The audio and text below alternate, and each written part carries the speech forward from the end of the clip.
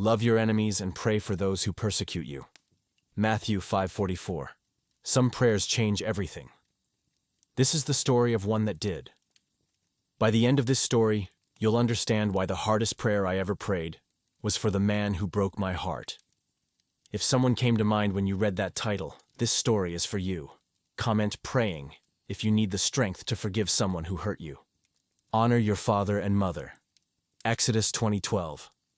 Michael was 8 years old when he learned that fathers could be monsters. It was a Tuesday evening in November, the kind of crisp autumn night when the smell of burning leaves should have meant safety and warmth. Instead, it became the night that fractured his understanding of love, protection, and God himself. His father, David, had been drinking again. Not the jovial weekend beer with the game drinking, but the dark, soul-numbing kind that turned his eyes cold and his hands cruel. Michael's mother, Sarah, had made the mistake of asking about the missing grocery money, her voice trembling with the particular fear that comes from walking on eggshells for too long. "You questioning me?" David's voice had dropped to that dangerous whisper that made Michael's stomach clench. "You think I'm some kind of thief in my own house?"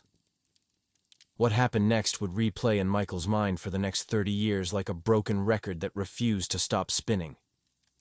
His father's hand connecting with his mother's face with a sound like breaking wood. Her stumbling backward into the kitchen table, sending dishes crashing to the linoleum floor. The way she looked at 8-year-old Michael afterward, not with anger at his father, but with shame that her son had witnessed it. "Go to your room, baby," she whispered through split lips. "Daddy just had a bad day." But Michael didn't go to his room. He stood frozen in the doorway, watching his father tower over his mother's crumpled form. And in that moment, something died inside him. Not just his innocence, but his ability to believe that the man who was supposed to protect him could ever be good. What happens when the person who should protect you destroys you instead? The violence wasn't constant. That was almost the cruelest part. There were good days, sometimes even good weeks, when David would coach Michael's Little League team or take the family to church on Sunday morning, sitting in the third pew from the front and singing hymns in his rich baritone voice. Those were the days that made Michael question his own memories, wonder if he was crazy to fear the man who could flip pancakes and tell bedtime stories with equal skill. But the fear always returned, because monsters are most terrifying when they wear familiar faces. Michael learned to read the signs, the set of his father's jaw when he came home from work, the particular way he handled his car keys, the silence that stretched too long before he answered a simple question. By the time Michael turned 12, he could predict his father's moods with the accuracy of a meteorologist reading storm clouds. The physical abuse was sporadic, but the emotional terrorism was constant. David had a gift for finding the exact words that would slice deepest, telling Michael he was weak when he cried, stupid when he struggled with math, worthless when he didn't make the varsity team. The verbal assaults were delivered with surgical precision, always when Michael's mother wasn't around to witness them, always followed by a smile and a, "Just toughening you up, son." Church became a special kind of torture. Sitting beside his father in the wooden pew, listening to sermons about God's love and fatherly care, while the man next to him represented everything cruel and unpredictable about authority. When Pastor Johnson would speak about the Heavenly Father's gentle guidance, Michael would steal glances at his own father, stone-faced, checking his watch, sometimes even nodding along as if he believed the words applied to him. "Honor your father and mother," the pastor would quote from Exodus, and Michael would feel something twist in his stomach. How do you honor someone who terrorizes you? How do you respect someone who uses their strength to hurt instead of protect? If you've ever felt like God asks too much when he says honor your parents, keep watching. This gets deeper. The worst part wasn't the bruises or the broken dishes, or even the nights spent hiding in his closet while his parents screamed at each other downstairs. The worst part was the way it twisted his understanding of love itself. Michael learned that love meant walking on eggshells, that affection was conditional on performance, that the people who claimed to care about you were the ones most likely to hurt you when you disappointed them. By the time he turned 16, Michael had built walls around his heart that would have impressed a medieval fortress architect. He became an expert at emotional distance, at protecting himself by never getting too close to anyone. He dated girls but never let them see his vulnerability. He made friends but kept them at arm's length. He excelled in school not because he loved learning, but because achievement was armor against his father's criticism. Drop a heart if you've ever felt like your childhood shaped your view of God's love. The night before Michael left for college, his father cornered him in the garage while he was loading boxes into his old Honda Civic. For a moment, Michael hoped, that maybe his dad would say something meaningful, something that might begin to heal the 18 years of wounds between them. Instead, David looked at his son with eyes that held no warmth and said, "Don't expect me to bail you out when you fail. You've always been too soft for the real world." Michael drove away the next morning without saying goodbye, and the relief he felt was so overwhelming it scared him. For the first time in his life, he would be sleeping under a roof where he didn't have to listen for footsteps in the hallway, didn't have to calculate whether it was safe to come out of his room, didn't have to watch his mother flinch every time a door slammed. College was freedom, but it was also a different kind of prison. Michael threw himself into his studies, graduated summa cum laude, landed a job at a prestigious marketing firm in Chicago. He built a life that looked successful from the outside: corner office, expensive suits, a downtown apartment with floor-to-ceiling windows. But inside, he carried his father's voice like a virus, constantly questioning his own worth, constantly waiting for the other shoe to drop. He went to therapy, read self-help books, even tried meditation retreats. He could intellectually understand that his father's behavior wasn't his fault, but emotional healing proved more elusive. The wounds ran too deep, had been carved too early, had infected too much of his understanding of love and trust and safety. Women came and went from his life, beautiful, intelligent women who couldn't understand why he kept them at emotional arm's length, why he flinched when they raised their voices even slightly, why he sometimes looked at them with the guarded eyes of someone expecting betrayal. What happened next challenged everything I thought I knew about forgiveness. But first, let me show you how deep this wound really went. Michael was 35 when the phone call came. His mother's voice was shaking as she told him his father had suffered a massive heart attack and was in the ICU at St. Mary's Hospital.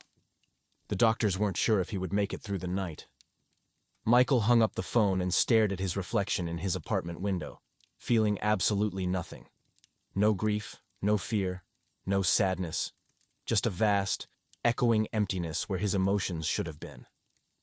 His first thought wasn't concern for his father's life, but relief that the man who had terrorized his childhood might finally be unable to hurt anyone ever again. That thought terrified him more than any of his father's rages ever had, because in that moment, Michael realized he had become something he never wanted to be, someone whose heart had turned to stone. The Bible says, "Honor your father and mother."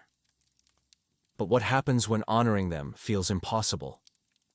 That's where this story really begins. Chapter 2. Breakdown and Beginning of Awakening. Cast all your anxiety on him because he cares for you. 1 Peter 5:7.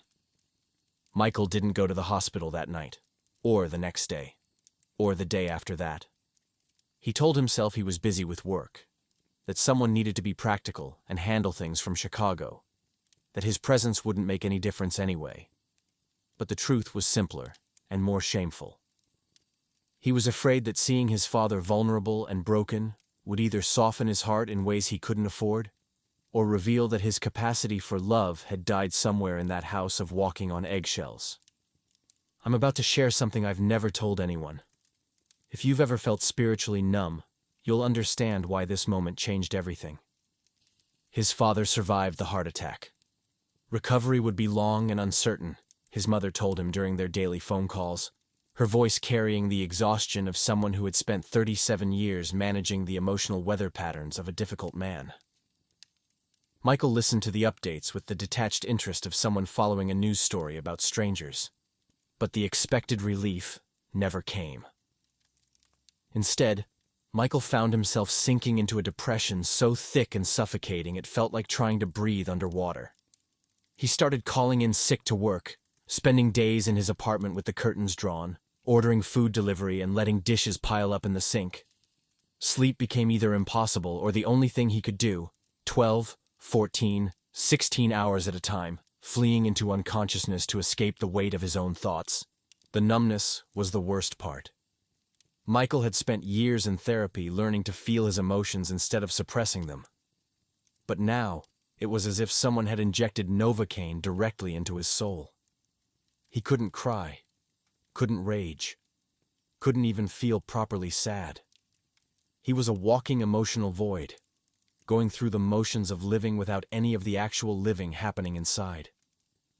Prayer had never been easy for Michael, tainted as it was by memories of sitting in church next to his father, listening to messages about God's love while experiencing its opposite at home. But during those dark weeks, even the possibility of prayer felt absurd. How do you talk to a heavenly father when your earthly father has poisoned the very concept of fatherhood? How do you trust in divine protection when your first lesson about authority figures was that they couldn't be trusted?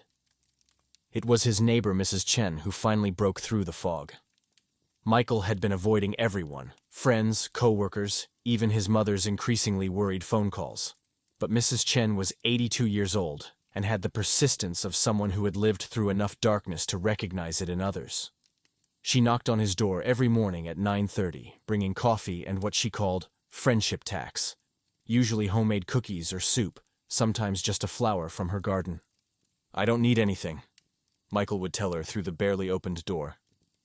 "I know," she would reply with the patience of someone who understood that help and need were different things. "I do." On the third week of her morning visits, Mrs. Chen didn't bring coffee. She brought a small wooden box that looked handcrafted, its surface worn smooth by decades of handling. "This belonged to my late husband," she said, pressing it into Michael's hands. "He said it helped him when the world felt too big and his heart felt too small." Inside the box was a simple piece of paper with a single verse written in faded ink. "Cast all your anxiety on him because he cares for you." 1 Peter 5:7. "I don't really pray," Michael said, the words coming out more honestly than he'd intended. Mrs. Chen smiled. Neither did he for a long time.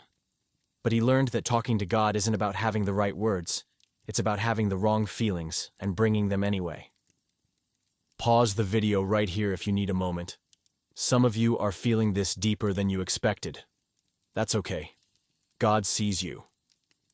That night, Michael sat on his couch holding the wooden box, reading the verse over and over. Cast all your anxiety on him because he cares for you. The word all stood out like it was written in neon. Not some of your anxiety, not the acceptable, church-appropriate anxieties. All of it. The rage, the bitterness, the relief at his father's brush with death, the shame at feeling relief, the emptiness where love should have been. For the first time in weeks, Michael tried to pray. Not the polished Sunday school prayers of his childhood, but something rawer and more honest. "God, I don't know if you're there. I don't know if you care. I don't even know if I want you to care, because caring means trusting, and trusting feels dangerous. But I'm drowning here, and I don't know what else to do." The silence that followed wasn't the accusatory silence he'd expected. It wasn't the disappointment-laden silence of his father when Michael failed to meet expectations. It was just presence. Like someone sitting with him in the dark, not trying to fix anything, just being there. Type breakthrough if you've ever had a moment where God whispered to your broken heart. The breakthrough didn't come all at once. It started small, almost imperceptible. Michael found himself able to shower regularly again, to open the curtains and let sunlight into his apartment. He started returning his mother's calls, though he still couldn't bring himself to ask about his father directly. But something was shifting inside him, like ice beginning to crack after a long winter. The numbness was giving way to feeling again, which was both blessing and curse. With the return of emotion came the return of pain. All the grief and anger and confusion he'd been suppressing for weeks came flooding back with compound interest. It was during one of these emotional storms that Michael had the dream. He was 8 years old again, cowering in his childhood bedroom while his parents fought downstairs. But in the dream, someone else was in the room with him, a presence he couldn't see but could feel, warm and protective, and utterly safe. The presence didn't speak, didn't offer explanations or promises. It just sat with him in the fear, absorbing some of the terror by sharing it. When Michael woke up, his pillow was soaked with tears he didn't remember crying. But for the first time in years, they weren't tears of despair. They were tears of something that felt dangerously close to hope. Mrs. Chen found him on his fire escape the next morning, still in his pajamas, watching the sunrise paint the Chicago skyline in shades of gold and pink. "Beautiful morning," she said, settling down beside him with the careful movements of someone whose bones had earned their aches. "I had a dream," Michael said, surprised by his own willingness to share. "Good dream or hard dream?" "Both, I think." Mrs. Chen nodded as if this made perfect sense. "The best dreams usually are." They sat in comfortable silence for a while, watching the city wake up below them. Finally, Mrs. Chen spoke. "You know what my husband used to say about forgiveness?" Michael shook his head. "He said forgiveness isn't about whether someone deserves it. It's about whether you deserve to be free from carrying their debt." The words hit Michael like a physical blow. He'd spent so many years focused on whether his father deserved forgiveness that he'd never considered whether he deserved freedom from the burden of unforgiveness. "I thought my story was about surviving my father's rejection. I didn't know it was actually about discovering God's acceptance." That afternoon, Michael did something he hadn't done in 15 years. He drove to his childhood neighborhood. Not to see his father. He still wasn't ready for that. But to confront the geography of his trauma, to see if the house that had loomed so large in his memory could be reduced to its actual size by adult eyes. The house looked smaller than he remembered, shabbier. The lawn needed mowing, and paint was peeling from the front steps where he used to sit and wait for his father to come home from work, never knowing which version of the man would walk through that door. As he sat in his car across the street, watching the house where his childhood had died 1,000 small deaths, Michael found himself whispering words that surprised him. "God, help me understand. Help me see what I can't see. Help me feel what I can't feel." It wasn't a prayer for his father yet. He wasn't ready for that. But it was a prayer for himself, for the possibility of healing, for the courage to imagine that his story might have chapters yet to be written. First, Peter 5:7 says to cast all your anxiety on him. I was about to learn that all meant even the pain I thought was too ugly for God to touch. Chapter 3. Confrontation with the Truth. Love your enemies and pray for those who persecute you. Matthew 5:44. The phone call that changed everything came on a rainy Thursday in March, 6 months after his father's heart attack. Michael was at his office, reviewing quarterly reports and trying to pretend that his life had returned to normal, when his mother's number appeared on his screen. "Michael," she said, and something in her voice made him close his laptop and give her his full attention.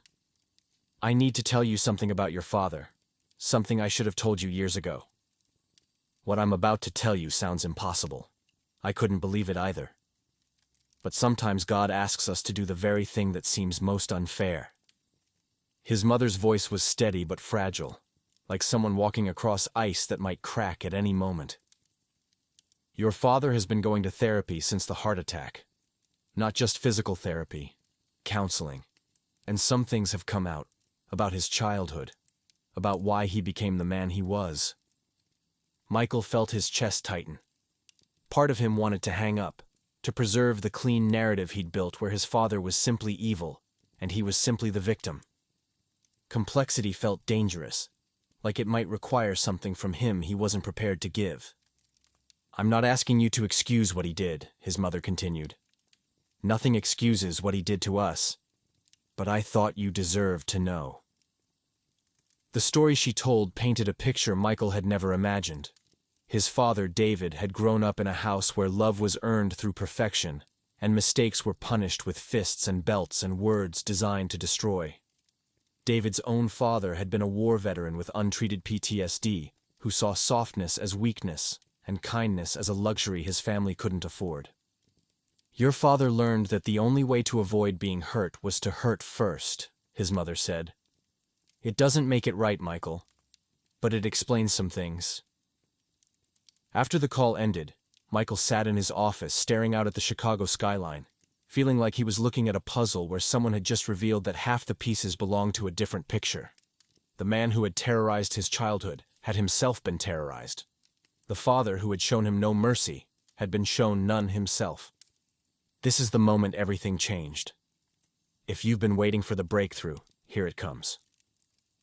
The revelation didn't immediately soften Michael's heart. If anything, it made him angrier. Why should he care about his father's trauma when his father had never cared about the trauma he was passing on? Why should understanding lead to forgiveness when his father had never sought to understand him? But the anger felt different now. Less pure somehow. It was contaminated by complexity, by the recognition that hurt people, that his father's cruelty had roots that ran deeper than simple evil. Michael found himself researching intergenerational trauma, reading about how pain moves through families like a virus, passed from parent to child in an endless cycle of wounded people wounding others. He learned about fight-or-flight responses that never turn off, about children who grow up hypervigilant and pass that hypervigilance to their own children, about how survival strategies can become prisons that last lifetimes. The more he learned, the more complicated his feelings became. He could see his father's childhood in some of his own behaviors, the emotional walls, the difficulty trusting, the way he sometimes lashed out when he felt cornered. He was his father's son in ways that went deeper than genetics, inheritor of a legacy of pain that stretched back generations. It was during this season of uncomfortable enlightenment that Michael encountered the verse that would change his life. He was attending a small church near his apartment, not regularly, but occasionally, drawn by something he couldn't name. The pastor was speaking about loving your enemies, and Michael was preparing to tune out what he assumed would be another impossible platitude when the man read Matthew 5:44. Love your enemies and pray for those who persecute you. This isn't a suggestion, the pastor said, his voice gentle but firm. It's a command. And notice it doesn't say to pray that your enemies will get what they deserve. It says to pray for them, for their healing, their peace, their relationship with God. Michael felt like the words were being aimed directly at his heart with sniper precision. Some of you are thinking, that's impossible. You don't know what they did to me. And you're right, I don't. But God does. And He's not asking you to pray for your enemies because they deserve it. He's asking you to pray for them because you deserve to be free. Comment, I'm praying, if you're willing to pray for someone who hurt you. Let's create a chain of healing in these comments. That night, Michael lay in bed staring at the ceiling, wrestling with an idea that felt both impossible and inevitable. What if, just what if, he tried to pray for his father? Not for reconciliation, not for a relationship, not even for his father's acknowledgement of the pain he'd caused. Just pray for him, for his healing, his peace, his wounded heart that had wounded others. The very thought made Michael's stomach clench with something that felt like betrayal. Praying for his father felt like letting him off the hook, like saying the years of fear and trauma didn't matter, like betraying his own inner child who was still cowering in that bedroom while his parents screamed downstairs. But another voice whispered underneath the resistance. What if freedom is on the other side of this impossible prayer?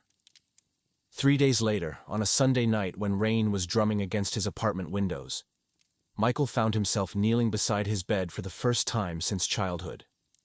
His hands were shaking, his throat felt closed, and every instinct in his body was screaming at him to get up and walk away. Instead, he whispered into the darkness, God, I don't know how to do this. I don't want to do this. But help me pray for my father. The words felt like razor blades coming out of his throat. I don't know what to pray for him. I can't pray for his happiness. That feels wrong when he stole so much of mine. I can't pray for his success when he tried so hard to convince me I would fail. Michael stopped, breathing hard, surprised by the emotion rising in his chest. But maybe I can pray for his pain to stop, for the hurt in him that made him hurt us, for the little boy he was who never felt safe, for healing, even if it's too late for our relationship. That prayer lasted 30 seconds, but what happened next took 30 years of pain and turned it into purpose. As soon as the words left his mouth, Michael felt something shift in his chest. Not a dramatic transformation, but something subtle and profound. It was as if a knot he'd been carrying for decades had loosened just slightly, allowing him to take a deeper breath than he'd taken in years. He slept better that night than he had in months, and when he woke up, he found himself thinking about his father, not with the familiar anger, but with something that felt dangerously close to pity. Not the condescending kind of pity that feels superior, but the human kind that recognizes shared brokenness. Jesus said to pray for those who hurt you. I thought he was crazy. Turns out, he was freeing me. Chapter 4. The Quiet Revelation. Therefore, if anyone is in Christ, the new creation has come. 2 Corinthians 5:17. The change in Michael wasn't immediate or dramatic. It was like watching a Polaroid picture develop, the image slowly becoming clearer over weeks and months. But those closest to him began to notice differences. The way he listened more carefully in conversations, the softness that crept into his eyes when people shared their struggles, the way he seemed less defended, more present. Watch what happens when you stop waiting for someone else to change and start letting God change you instead. His mother was the first to comment on it during one of their weekly phone calls. You sound different, she said, and Michael could hear the cautious hope in her voice. Lighter, somehow. Michael had been praying for his father every night for 3 weeks, and the prayers were becoming easier, more natural. They weren't eloquent prayers, usually just a few sentences asking God to heal whatever wounds had made his father so wounded. But something about the consistency of it, the discipline of choosing compassion over bitterness night after night, was rewiring something fundamental in his heart. The real test came when his mother asked if he wanted to talk to his father. He's been asking about you, she said gently. He knows you know about his therapy, about his past. He's not asking for forgiveness. He just wants to hear your voice. 6 months earlier, Michael would have said no without hesitation. But now, sitting in his apartment with Mrs. Chen's wooden box in his hands, he found himself considering it. Not yet, he said finally. But maybe soon. It was progress, and they both knew it. I want you to see the exact moment I realized forgiveness wasn't about him anymore. It was about me being free. The breakthrough moment came during Michael's visit to his childhood home 3 months later. His mother had called to say his father was having a good day, alert, coherent, and asking if Michael might come for dinner. Michael's first instinct was to make an excuse, but instead he heard himself saying yes. The drive to his hometown felt like traveling backward through time. Every familiar landmark triggered memories. The park where his father had taught him to throw a baseball, one of the good memories. The convenience store where his father had screamed at him for spilling a Slurpee on his shirt, one of the bad ones. The church where his family had pretended to be happy every Sunday morning. His father was waiting on the front porch when Michael pulled into the driveway, and the sight of him was jarring. The man who had loomed so large in Michael's memory, who had seemed like a giant capable of infinite cruelty, was diminished now. Smaller, grayer, wearing oxygen tubes that made him look vulnerable in a way Michael had never seen. David stood up slowly as his son approached, and for a moment they just looked at each other across 30 years of pain and silence. "Thank you for coming," his father said, and his voice was different too, softer, uncertain, stripped of the authority that had once made Michael cower. They ate dinner mostly in silence, making small talk about Michael's job and the weather and anything that didn't require them to acknowledge the elephant in the room. But toward the end of the meal, his father cleared his throat and said the words Michael had been both longing for and dreading. "I need to say something to you." David's hands were shaking as he spoke, and Michael noticed they were the same hands that had once seemed so threatening, now just the hands of an old man fighting for breath. "I know I hurt you," his father said, the words coming out slowly, carefully. "I know I was cruel. I know I was wrong. And I know saying sorry doesn't fix anything, but I am sorry. More sorry than I know how to say. Michael felt something crack open in his chest. Not the clean break of forgiveness in the movies, but something messier and more complicated. Relief mixed with grief, anger mixed with compassion, the end of one story and the beginning of another. I know about your childhood, Michael said quietly. Mom told me. His father nodded, tears sliding down his cheeks. I swore I would never be like him. But I became him anyway. Worse than him, maybe. Because I should have known better. Here's what nobody tells you about forgiveness. It doesn't change the past, but it completely transforms your future. That night, Michael didn't stay at his childhood home. That felt like too much too soon. But before he left, his father handed him a letter. I've been writing this for months, David said. Everything I remember doing to you, everything I remember saying, all of it. Not because I expect you to forgive me, but because I needed to face what I did. Michael took the letter but didn't read it until he was back in his hotel room.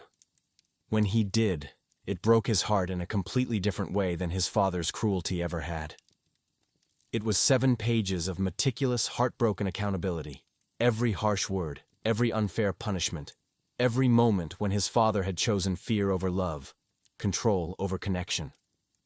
At the end, David had written, I don't expect your forgiveness, and I don't deserve it. But I want you to know that the best thing I ever did was be your father, even though I did it so badly. You became everything I couldn't be. Kind, gentle, strong in the ways that matter. You broke the cycle I couldn't break. I'm proud of you, son. I'm sorry it took me so long to say it. Michael cried until his ribs ached, not just for himself, but for his father, for the little boy who had been hurt so badly he spent his life hurting others, for the man who had discovered his capacity for love only when it was almost too late to matter. If this story is touching your heart, hit that like button. Your engagement helps this reach someone who needs to hear it. The relationship that developed between Michael and his father over the following months wasn't the relationship either of them might have wanted. But it was real in a way their previous relationship had never been.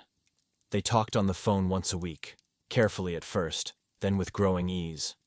They shared meals when Michael visited, memories when they felt brave enough, apologies when words seemed inadequate.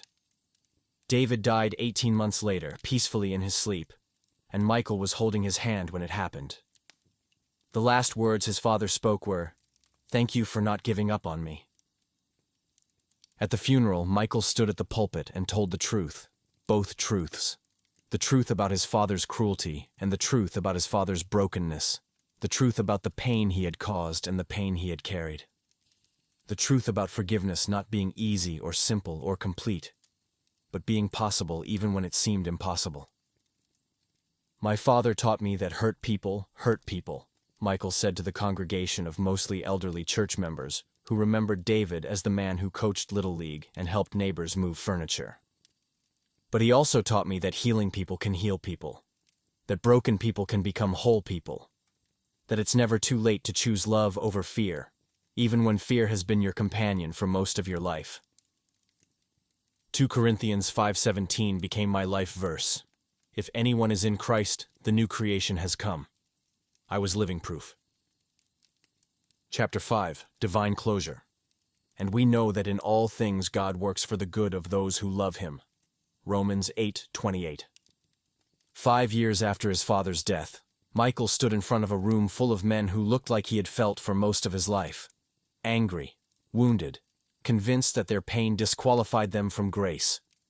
He was leading a support group for adult children of difficult parents, something he never could have imagined doing before the night he first prayed for his father. Remember that broken person from the beginning of this story? Watch what God can do with someone willing to forgive. How many of you have ever been told you need to forgive someone, and your first thought was, "You don't understand what they did to me"? Michael asked the group. Every hand in the room went up.